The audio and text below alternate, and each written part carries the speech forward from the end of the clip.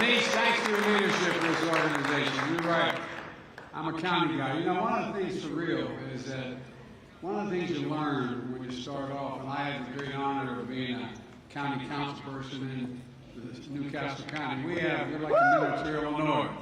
We have one county has about 60% of the state's population.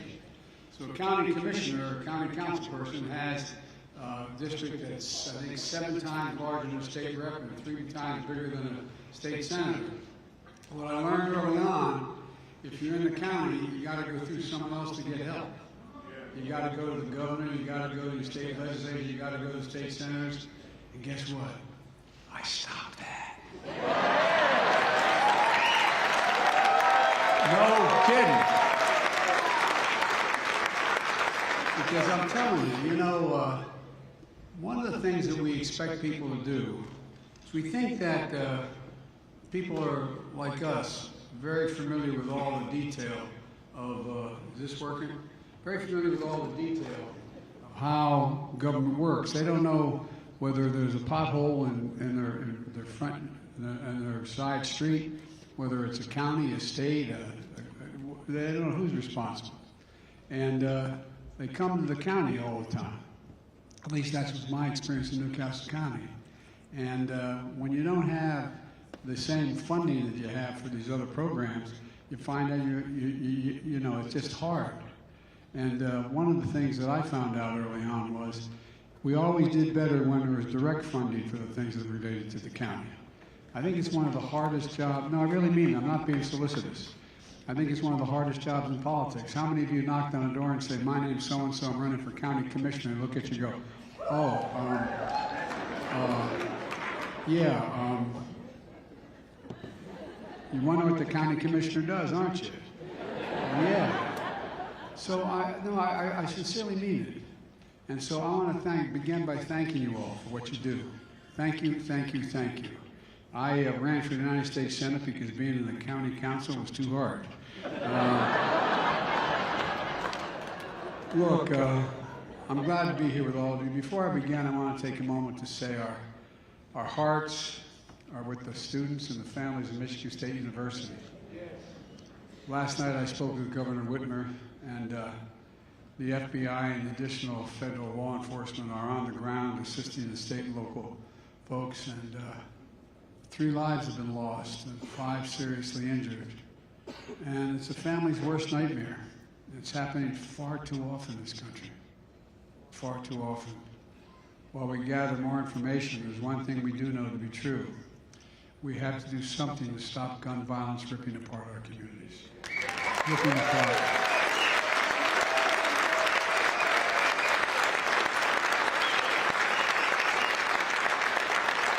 And today marks 5 years to the day that 14 students and 3 educators lost their lives in Parkland, Florida.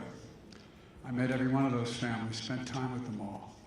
And a lot of you here have to confront violence in your communities every single day.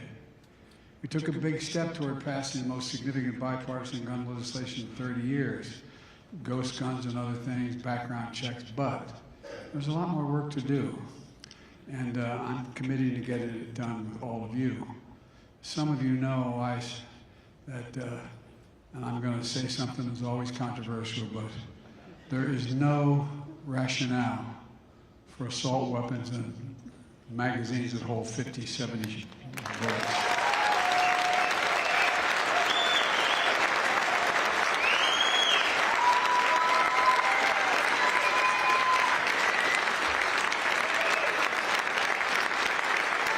We got it done once, and we'll do it again. But anyway, look, some of you know, as I said, I started as a councilman in Delaware, and the county executive in Newcastle County is here today, Matt Meyer. Matt, where are you sitting?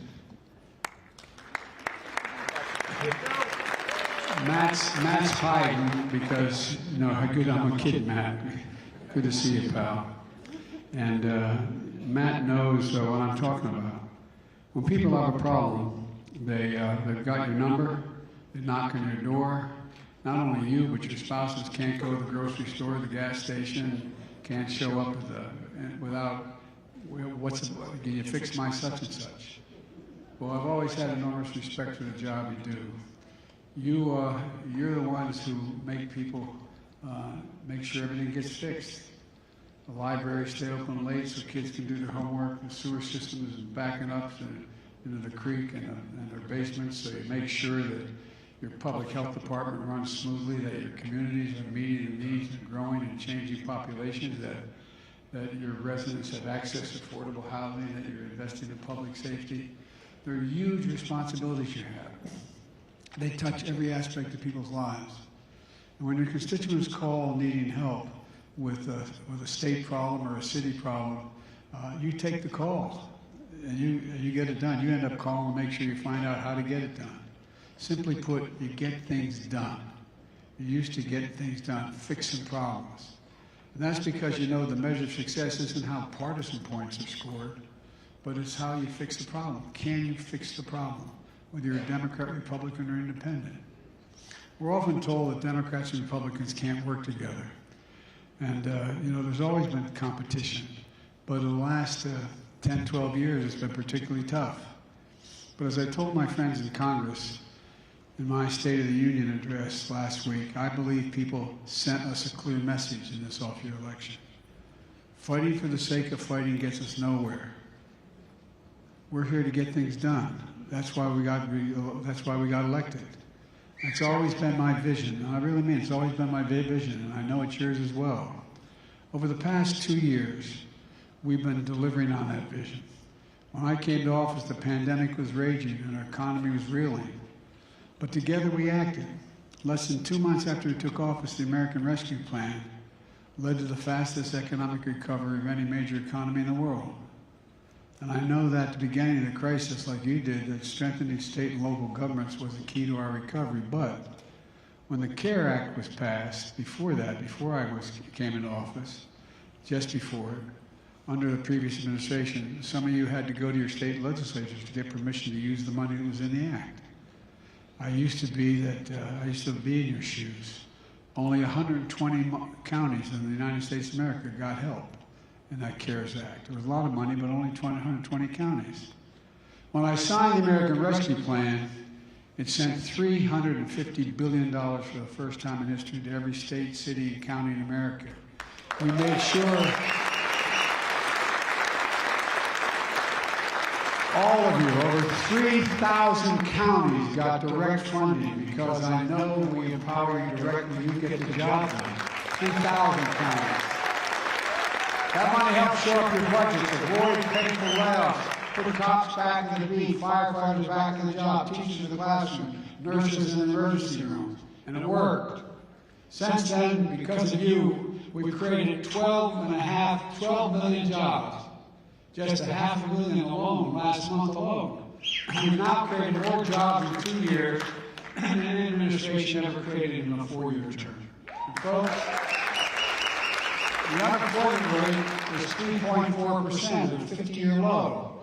We've seen record small business applications. By the way, every time someone makes an application for a small business, that's hope. It's hope. Expressing they got hope and get something done. We urge you to use rescue plan money to make communities safer. Invest in affordable housing, get small businesses back on their feet. Train your workforce, and you did. In Travis County, Texas, and Pierce County, state of Washington, you're addressing homelessness by increasing affordable housing stock, partnering with nonprofits to get the root of the problem. Ramsey County, Minnesota, is addressing worker shortages in child care and health care by training residents to become nurses and licensed child care professionals.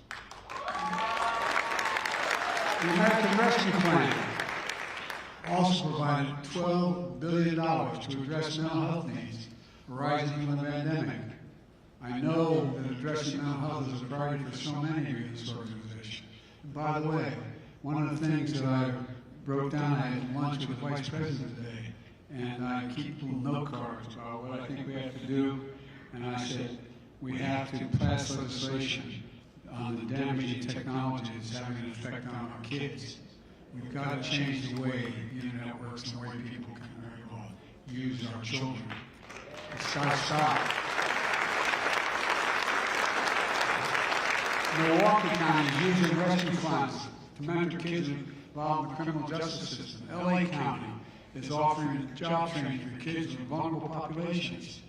With the Bipartisan Safe Communities Act, the most significant gun safety legislation in 30 years, we're providing another $10 billion to prevent violence and threats resulting in human trauma.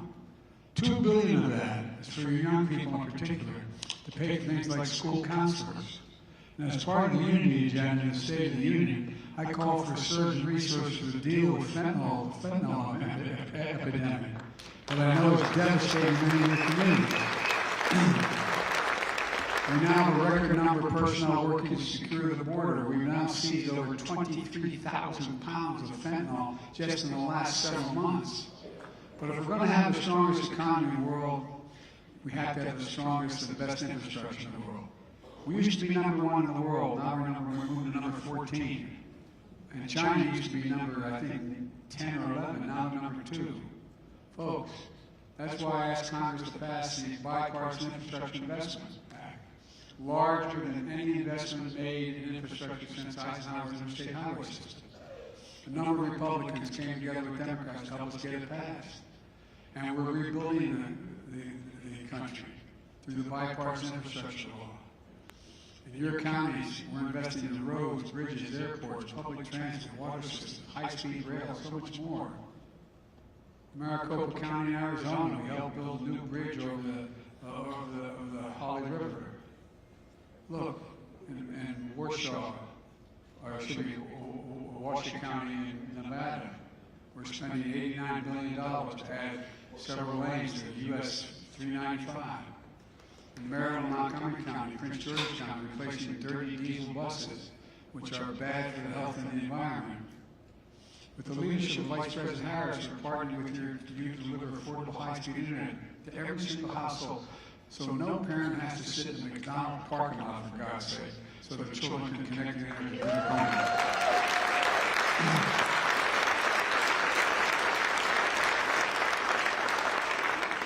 We've already added 16 million more households with affordable internet. We're just getting started. We're also making the biggest investment ever in climate through the Inflation Reduction Act, creating millions of good-paying jobs, investing in fence-line communities that suffer the most of the consequences of being smothered by pollution. Think of Cancer Alley in Louisiana, or as the Delaware delegation can tell you, Route 9 in Delaware. They're going to be the first ones to benefit. We passed the CHIPS and Science Act, which has led to a commitment of over $300 billion, $300 billion in private investment in manufacturing. We're opening factories in your states to build semiconductor chips and electric vehicles and advanced batteries that's going to power those vehicles. My first 2 years in office, we created 800,000 manufacturing jobs. Where in the hell is it written to say we can't lead the world of manufacturing? Where does it say it? For decades, we imported projects and exported jobs because it's cheaper jobs overseas. A lot of companies left. How many of you come from areas where you used to have a factory of 400 or 500 people and everything got lost? It just hooked up and took off overseas. What happens? The leaders of the community devastated, lose hope. How many of you have heard someone say to you, well, my daughter came up and said, I can't live here anymore, Mom, there's no jobs. I got to move. Now America is exporting products and creating jobs at home. Today's report on inflation shows the good news is that inflation in America is continuing to come down. It's fallen 7 straight months, more to go. Food prices at the grocery store are coming down. Gas prices are down at $1.60 to the peak. Real wages for working Americans are up over the last several months, delivering welcome breathing room. Just like my dad used to say, all I'm looking for, Joey, is just a little breathing room at the end of the month. Just a little breathing room. Have a little bit left over after I paid all my bills. We're seeing this progress even as unemployment remains at a 50-year low. We're going to have bumps on the road still. There's still more work to do as we make this transition more steady, more stable growth. And there could be setbacks along the way. That's why my unwavering focus is on continuing to lower costs for families rebuild our supply chains, invest in America. Today's data reinforces that we've made historic progress and we're on the right track. Now we need to finish the job. We're building the economy from the bottom up and the middle out. So every county across America, not just as works on cost and the coast-to-coast areas, but in the heartland. My plan I refer to as a blue-collar blueprint to rebuild America. We're creating good jobs you can raise a family on, and most don't require a college degree. Jobs that people don't have to leave home in search of opportunity. Let me just give you a few examples. Intel is going to invest $20 billion on 1,000 acres outside of Columbus, Ohio, that I refer to as a field of dreams. They're going to build 2 fabs, they call them, factories that manufacture semiconductors, which, by the way, the semiconductors were invented in America. You got it? Invented in America. Now we used to have 40% of the world's chips manufactured. We're down to 10% because we forgot. Not anymore. Intel's going to create 7,000 jobs building in that field of dreams, 3,000 working on the fabs, 4,000 building the facilities. The average salary in one of those factories is going to be roughly $130,000 a year. And you don't need a college degree. You don't need a college degree. That's building America from the bottom up and the middle out. But there's $300 billion being invested. And now we're doing all this and so much more while cutting the deficit more than $1.7 trillion in 2 years, the largest deficit reduction in American history in my first 2 years in office. Largest. You may have seen the spirit of debate in my State of the Union address. It was kind of fascinating. I felt like I was back in a playground. Some of my Republican friends in Congress, not all of them, but some of them, have been threatening to hold your economy hostage if we don't cut Medicare and Social Security. When I called them out on this in the State of the Union, it sounded as though they agreed right then and there to take those cuts off the table. I sure hope so. If that's true, I'll believe when I see it, but I hope that's true. That's also when we see whether or not we're going to plan to cut Medicaid and other programs critical to people. Most of you have finally reached a point where your revenues are climbing and your budgets are stable, most of you. And so I know that you share my concern that some in Congress are putting that progress at risk by threatening to have America default on its debt, which would be catastrophic for counties and the country. In fact, even coming close to default will raise borrowing costs, make it harder to finance key projects in your communities. Ironically, nearly 25% of the entire national debt, which took 200 years to accumulate, so the national debt is 200 years old, accumulated over that period of time. 25% of that debt was added in the previous 4 years of the last administration. 25% of 200 years of debt. So I met with the Speaker of the House. He's a decent guy. He's got a tough job. He made it real clear to me what he wants to do. He says he's not going to raise taxes at all on anybody. He just wants to cut programs.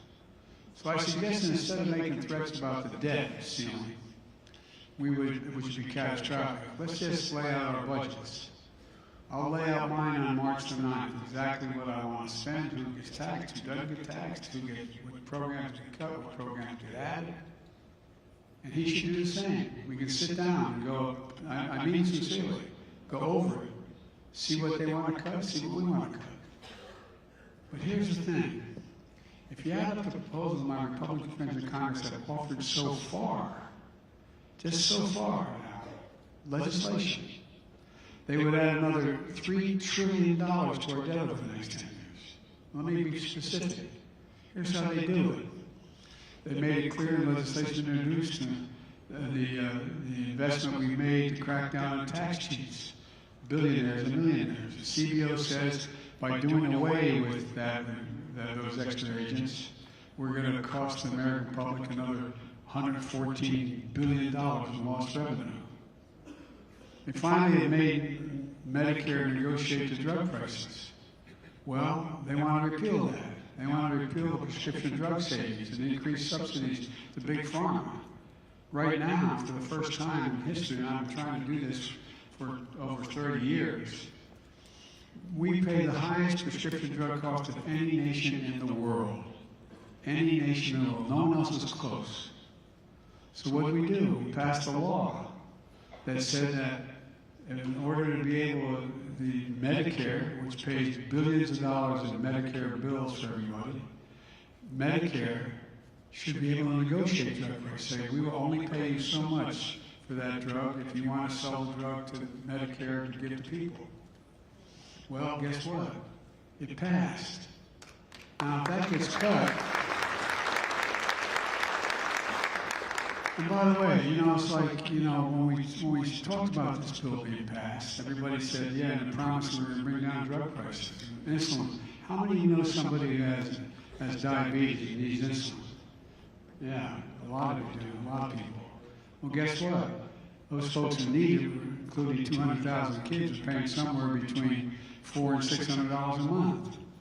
You know what they're paying now as of the 1st of January? $35.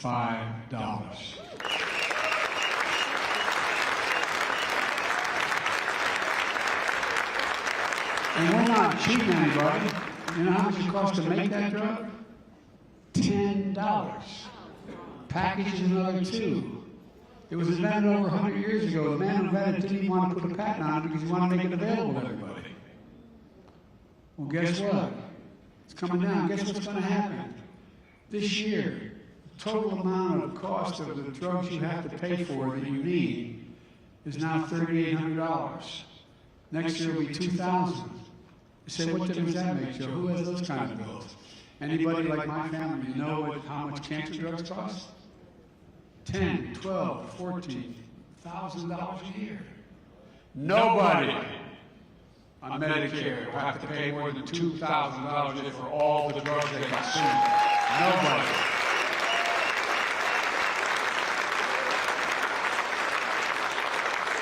And guess what that's doing? That's saving the taxpayers $159 billion a year. That's they're paying that much less out to Medicare recipients. Well, folks, you take that away and raise the deficit $159 billion. We pass a law to make sure corporations pay at least 50% tax. Now, I come from the corporate capital of the world, Delaware. No, I'm not joking. More corporations are incorporated in Delaware than every other state in America combined. The idea, for example, one of the reasons I was able to cut the deficit as I was able to do and have these programs available was simple. We said the 55 corporations of the Fortune 500 who made $40 billion in 2020 had to pay at least a 50% tax. That's less than a nurse pays, a police officer, a street cleaner. Well, guess what? It allowed us to pay for all this.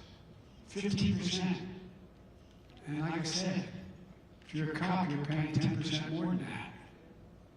Look, they want to repeal, again, that tax. They want to repeal the corporate minimum tax, which is 15%. If they do that, that'll add $222 billion of the deficit to repeal what we passed. They want to repeal the 1% surcharge for stock buybacks. Let me explain most. I didn't know years ago what a stock buyback was. Well, it's a simple proposition. If in fact one of the big mistakes I made as a U.S. Senator, and it was well intended, like a lot of things, like the Nazis say, the road to hell is paved with good intentions. Well, you know, one of the good intentions I voted with Bill Clinton, who's still a good friend, to say that no corporate man, no corporate president could make more than $1 million from the profit of from a corporation they ran. Well, that incentivized everybody to get paid by stock buybacks.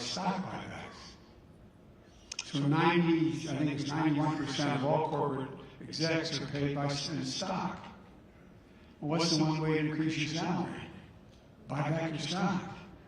it raises the price of the stock, raises the value. And shareholders, and you do well, but guess what? You end up not investing in the thing you're engaged in. For example, corporate America, you had the oil companies. You know how much they made in profit this year? $200 billion in the energy crisis. Because they bought back their stock, and they're not investing in refineries, repairing or maintaining them. Now they're saying, and it's a legitimate argument they make, they said, Biden, you want to go green, and in 10 years we won't need this. Well, guess what? We're going to need oil for a long time, gas for a long time. It's not going to all go away. But look at all the refineries that are closed, because they're not investing in the nature of the business they're involved in. There's one example. And so what do? We added a % tax on the stock buyback. If you eliminate that, it's going to cost $74 billion more in deficit. They want to extend the Trump tax cuts from the previous 4 years, which cost $2.7 trillion in deficit, extended it. And guess who gets it? You all don't. The point is this. I believe we can be fiscally responsible without threatening to send our country into chaos. I believe because we've been doing it. When I introduce the budget a few weeks from now, maybe I guess March 9th, we're going to see we'll cut the deficit by another $2 trillion in the next 10 years. And I'll lay it out in detail. But here's the bottom line. I'm simply not going to let the nation fall on its debt for the first time in history. America's nation has paid its bill for the last 200 years.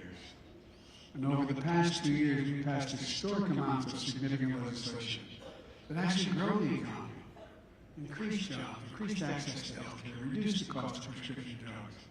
We're on our way to building the best infrastructure in the world again. But as all of you know, the work doesn't stop here. So let's finish the job.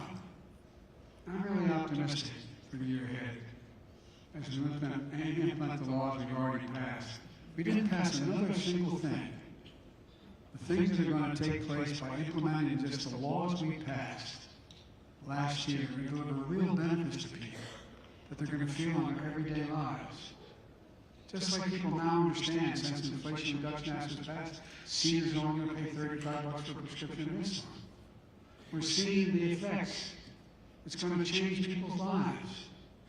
This is the work we're going to continue to do together, Democrats and Republicans, and we're proving in every county in America, our best days are ahead of us. They're not behind us. This is the United States of America, for God's sake. There's nothing, I mean this sincerely, there's nothing we can't do. We're the only nation in the world that's come out of every crisis we've ever met stronger than we're going to do. The only nation that's ever done that. We're the only nation in the world because we have a resilient population. America never gives up, never steps down, never backs away, never stops. I mean it. We have an incredible country. There's nothing beyond our capacity if we do it together, and we're looking to the counties to be the key to getting it done. God bless you all. Thank you, thank you, thank you. May God protect our troops.